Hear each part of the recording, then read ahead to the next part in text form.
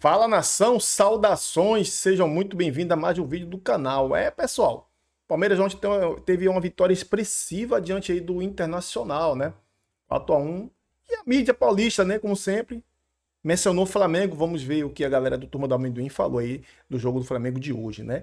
Que enfrentou o Juventude. E vamos ver também, pessoal, o Bruno Henrique foi liberado, beleza? Foi liberado, mas não vai jogar porque está com lesão. E vamos ver também o que o canal do Igor Jorge falou sobre a permanência, né? A mídia paulista, né? Preocupada com o Flamengo, falou da permanência do Felipe Luiz. Tudo bem? Então, sem mais delongas, vamos começar com os cortes aqui. O Henrique está liberado para jogar. Eu sou o Brown e você me segue futebol todos os dias aqui no nosso perfil. O momento aí, né, cara? Momentos de agora, né? Notícia de agora, a atualização. O Flamengo conseguiu, junto ao STJD, um efeito suspensivo e o camisa 27 rubro-negro está apto a jogar. Essa situação pode cair, né? Esse efeito suspensivo ele pode cair, né, em breve, mas de todo modo, né, até que se tenha algo contrário, até que se tenha qualquer atualização, o BH está liberado para jogar com a camisa do Flamengo. Não foi relacionado, né, na partida entre Juventude e Flamengo, que acontece nesse fim de semana no Alfredo Jaconi. Inclusive o Flamengo vai tentar ali, né, quebrar esse tabu de mais de 20 anos, né, se eu não me engano, de décadas, né, sem ganhar na Serra Gaúcha. O Henrique treinou normalmente, né, desde o seu julgamento, né, que o condenou por 12 jogos e com multa de 60 mil reais, mas obviamente, né, o time viajou e ele não foi relacionado. Não sei se deve ser relacionado, já que a equipe já deve ter viajado. Qualquer atualização a gente mostra aqui, mas Bruno Henrique está apto para jogar. No próximo jogo, se nada mudar, ele estará em campo. Cheiro Verde atropelou os caloteiros do Sul contra o Flamengo. Mete 10 bonecos dentro da pequena área. Até a Renata Fã vira zagueiro do Internacional. Contra o Palmeiras, vai que nem maluco pro ataque. E diziam que o Roger Machado é melhor que o Felipe Luiz. E teve jornalista pedindo esse cara na seleção brasileira. O Internacional virou o Barcelona do Guardiola após empatar em 1-1 com o Flamengo na primeira rodada do Brasileirão. Disseram que iam disputar o título brasileiro. Todo time que joga contra o Flamengo joga na retranca, dentro e fora de casa, e facilita pro Palmeiras. O Palmeiras jogou retrancado com o Flamengo na Arena Paul McCartney. O Abel Ferreira meteu 3 zagueiros e mesmo assim levou fumo do malvadão. O Grêmio veio pro Maracanã para perder de pouco e comemorou o empate com o Flamengo como se fosse final de Copa do Mundo e perdeu em casa pro Mirassol. O Inter é tão fraco que levou 3 gols do Vitor Roque. O Tigrinho nunca tinha feito hat-trick na carreira, mesmo jogando contra Tombense, Itabirito, Cianorte, Cascavel e Maringás da vida. Pressão para cima do Flamengo, que enfrenta amanhã o Juventude lá em Caxias do Sul. O Flamengo não costuma se dar bem lá em Caxias. E olha, vai ser muito legal se o... Imagina amanhã, André, o Flamengo empata com o Juventude. Se isso acontecer, o Palmeiras será líder por pontos perdidos no Campeonato Brasileiro. Então amanhã é secar o Flamengo. Eu sei que tá cheio de rubro-negro aqui. Amanhã tem live raiz à noite. Nós vamos secar vocês, André. Nós vamos entrar aqui já comemorando o Juventude tirando o ponto do Flamengo e o Palmeiras assumindo a liderança por pontos perdidos. É possível o Palmeiras assumir essa liderança, André? Ou é ilusão minha? Não, sim, assim... O Flamengo, o Juventude não é nenhum super time que, pelo elenco que o Flamengo tem, com certeza o Flamengo tem tudo para ganhar o jogo amanhã. Mas é aquela coisa, né, Lugol?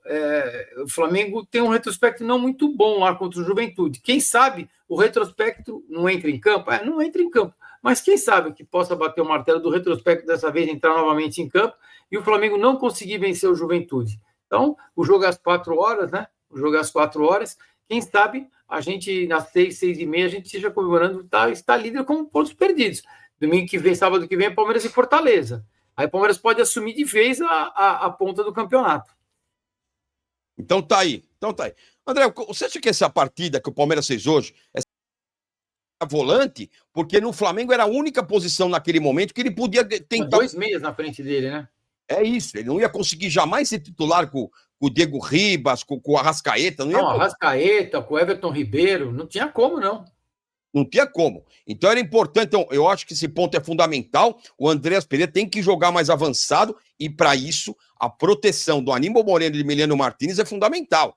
Porque o Lucas Evangelista não é muito dessa de ficar marcando, né, André? Ele gosta de sair pro jogo, ele não é Flamengo a um ponto e joga a pressão para cima deles. Amanhã tem Juventude e Flamengo lá em Caxias do Sul. E olha, André, se olha a tabela aqui, meu Deus, Olha, um pontinho.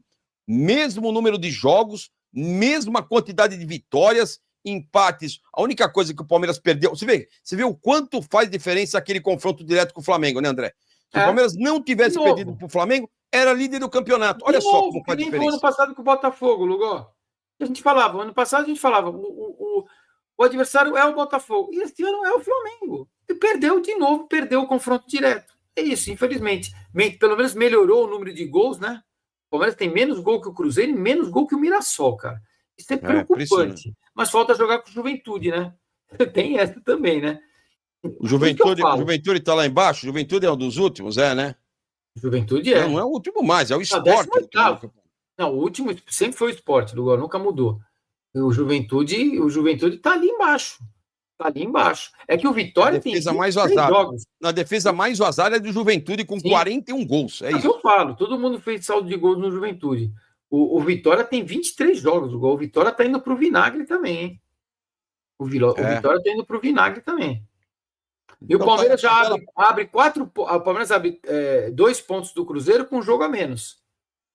Dois pontos do Cruzeiro com um jogo a menos. Parabéns ao Mirassol, Lugó. Que campeonato. Que campanha, o Bahia, teoricamente, seria o 4º colocado. Teoricamente, porque tem um jogo a menos que o Mirassol. Mas que campeonato está fazendo o Mirassol, Lugó? Que campeonato? Aí, ó, Bruno Henrique conseguiu o efeito suspensivo. André, essa notícia é brincadeira. Vou até colocar aqui. Aí é demais. Esse país não tem jeito, não. Isso é brincadeira. Nada contra o Bruno Henrique, eu acho um belíssimo jogador. Mas saiu no lance agora. Vou colocar aqui para a rapaziada ver. É impressionante, né? Você vê um negócio desse. O Brasil não é sério, né, André? Olha lá, tá aí, ó. Flamengo, STJD concede efeito suspensivo a Bruno Henrique. O que acontece? Ele pegou 12 jogos, né? E o que vai acontecer? Agora o Flamengo entrou com efeito suspensivo, ele já pode jogar todos os campeonatos, porém, se for julgado mais pra frente e pode pegar uma punição maior. Mas no Brasil, você acredita que isso vai acontecer? Não vai pegar uma punição maior? Isso aí vai virar, como é que se fala? Cesta básica, vai virar sei lá o quê, serviços comunitários. Mano, esquece. É impressionante, viu? Então sei lá, mas é triste. Futebol brasileiro não dá pra acreditar mais em nada, viu? Sei lá. O Daniel Moraes aqui deixou um superchat, obrigado. Só para contextualizar, vamos ver um trechozinho aqui, pessoal. Vou deixar os créditos na descrição para você assistir o canal original. O Igor Jorge fez essa reportagem aí, né, sobre o Felipe Luiz, que recusou essa oferta do clube turco, né, do Fenerbahçe, que antigamente, 10 anos atrás, dificilmente seria recusada pelo baixo poder aquisitivo dos times brasileiros, e no momento atual do Flamengo, o Flamengo pode recusar essas propostas. Vamos ver um trechozinho, no máximo uns minutinhos aí, vamos ver o que ele falou e vamos comentar nossas opiniões. E logo vamos ver também o Mauro César que se declarou, falou sobre time que torce, falou que torce pro Flamengo, mas não expõe isso. Já vamos ver. Vamos ver primeiro aqui o corte do Igor Jorge. Ser um clube de ioiô, um clube que sobe, desce da Série B para a Série A. Tanto faz. Esse tipo de contato, de proposta, há 20 anos, era aceita de pronto, imediatamente. Ligava a Europa. Mas é na Cochinchina do Norte. Mas é na Europa? Eu tô indo. E os caras iam. Era meio que automático. O clube brasileiro não segurava. Porque não era só uma questão de moeda. Era muito uma questão de moeda, claro, porque o que pesa muito nisso aí, em primeiro lugar, é dinheiro. E eu, como sempre digo aqui, não criminalizo lucro, sabe, o profissional buscar ganhar mais, acho isso tudo super normal, aceitável e do jogo. Então, isso sempre pesa e continua pesando.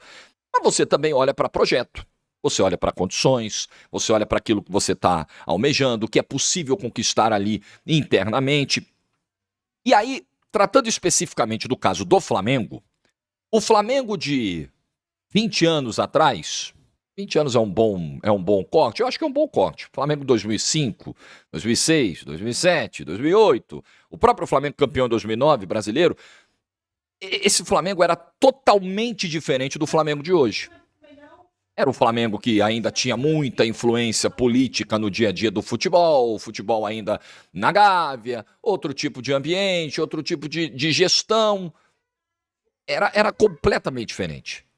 Então, se é o Flamengo daquela época, se é o Flamengo de 20 anos atrás, muito provavelmente o treinador, fosse quem fosse Felipe Luiz, fosse qualquer outro, independente do perfil, iria embora. Iria embora. Agora, como estamos falando do Flamengo de 2025, não é só uma questão de... Eu estava lembrando aqui, você vê, olha que loucura. Você lembra a frase, eu fiz o recorte de 20 anos, né? Voltei no tempo 20 anos. 2005, então é o... Mas esticando um pouquinho, se eu fizesse um recorte de 25, vou pegar esse século, o início desse século.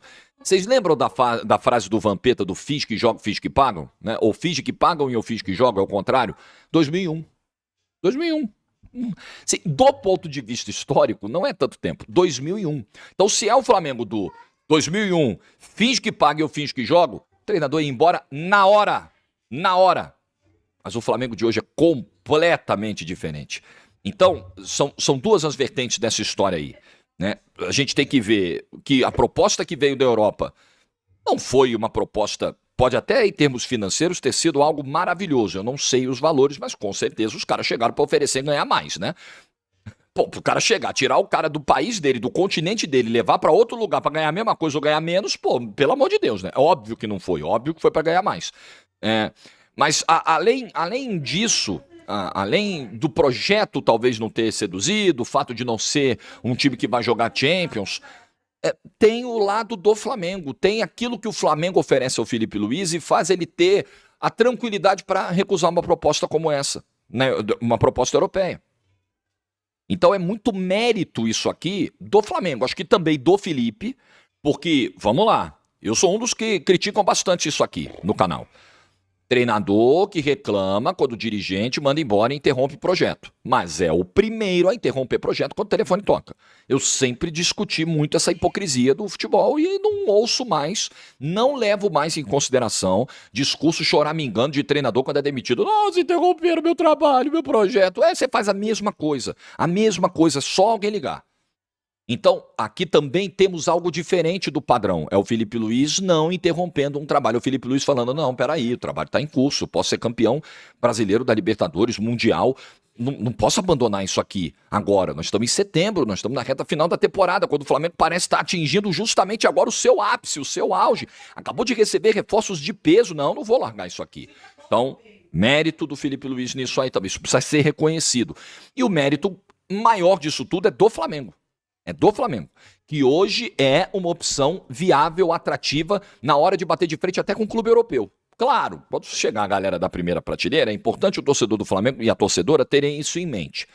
O dia que o Bayern de Munique ligar pro Felipe Luiz, pode ser que esse dia chegue, vai ser ruim de segurar. Vai ser ruim de segurar. O dia que um Liverpool ligar pro Felipe Luiz, talvez até o próprio Atlético de Madrid, pela ligação afetiva que eles têm, vai ser muito difícil segurar. O papo do vídeo pode ser outro. Pode ser outro. Agora, no momento, veio um time europeu, mesmo não sendo da primeira prateleira, mas é um time europeu, é um time que vai jogar a Europa League, que disputou pré-Champions, e o Felipe Luiz olhou e falou, não, o Flamengo é melhor. É melhor de trabalhar hoje, é melhor de ficar. Aqui eu tenho chance de ser campeão. E outra leitura que eu acho muito interessante do Felipe Luiz é ele entender e abordar a questão do amadurecimento. A matéria diz aqui que ele também entende, que precisa amadurecer mais, que é... Bem, vocês saberem que eu torço pelo Flamengo, é óbvio que se o Flamengo vence um jogo eu fico feliz. É evidente que se eu estiver na minha casa, um dia de folga, vendo o jogo, eu posso torcer como vocês torcem. Agora no estádio, não de forma alguma. No estádio é total sobriedade. Eu lembro até do episódio no ano de 2023, quando o Flamengo perdeu a final, empatou, né? E perdeu o título da Copa do Brasil para o São Paulo. Eu estava no Morumbi, comentando o jogo pela Jovem Pan, na cabine ao lado do Nilson César. E o Nilson colocou um vídeo com o gol do Nestor, que empatou o jogo, dando o título para o São Paulo. E eu estava ali, não vi o músculo. O gol do São Paulo, eu mantive a minha sobriedade. Nenhuma reação, zero reação. Como tem que ser. Como tem que ser, na minha visão. Foi assim que eu aprendi, tá? Não vou mudar essa altura da vida aos 62 anos. 42 de profissão. E aí vários São Paulinos comentaram na postagem do Nilson, olha a cara do Mauro e tal. O que eu fiz? Peguei o vídeo do gol do Bruno Henrique, que foi o gol do Flamengo, que abriu o placar naquela oportunidade, e publiquei. Está 45 minutos da conquista da Copa do Brasil. Se persistiu o empate. Olha o Gerson. O Gerson agora. Enfim, o soco na frente. Tem Pedro pedindo. Vai levando o Pedro. Um bolão para Pulgar. Bateu uma bomba na trave. Bruno Henrique.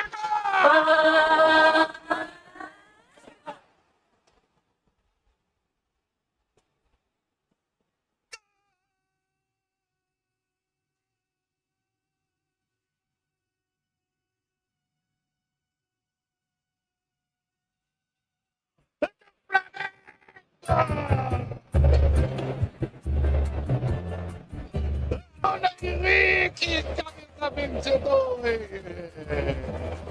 O bolão pro Pulgar. Ele investiu e bateu cruzado. A bola bateu no goleiro, bateu na trave e voltou. O Bruno Henrique estava acompanhando. Aí só tocou. Profundo no gol do São Paulo. O Bruno Henrique. Era a mesma cara ali. Sem mover o músculo, porque é isso que eu tenho que fazer. Anotei ali quem fez o gol, quantos minutos, qual foi a jogada, ou seja, as anotações que a gente faz quando está comentando um jogo para poder depois não se perder nos comentários. Então, esse é o ponto que eu gostaria que vocês entendessem. Nada contra as pessoas saberem meu time, já sabem meu time, descobriram isso numa ocasião que eu fui a um jogo do Flamengo, sem usar o uniforme do Flamengo, camisa nada do Flamengo, com meu filho, alguns amigos que vieram do Rio, Flamengo jogando partidas no Pacaembu naquele ano de 2016, né? Maracanã foi cedido para os Jogos Olímpicos e o Flamengo ficou fazendo jogos em outros estados. E me fotografaram, e aí ficou aquilo, Mauro César Flamengo. Eu poderia não ser Flamengo e estar naquele jogo. E em 1995, eu estava no mesmo Pacaembu, na torcida do Botafogo, no jogo entre Santos e Botafogo, final do Brasileiro.